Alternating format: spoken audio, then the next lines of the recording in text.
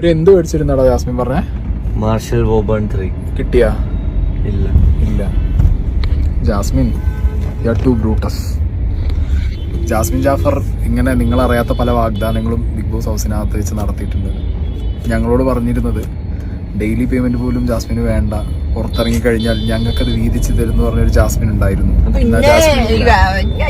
പറഞ്ഞിട്ടില്ലേ? ആര് പറഞ്ഞു? ഇങ്ങോട്ട്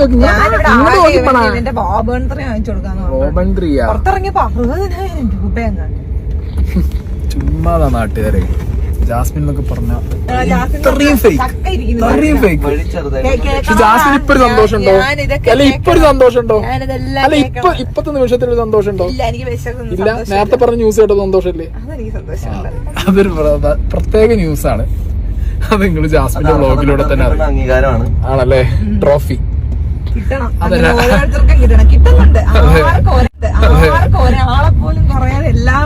എല്ലാവർക്കും ഉണ്ടല്ലേ? എത്ര മുട്ട വെച്ചു? എത്ര മുട്ട വെച്ചു?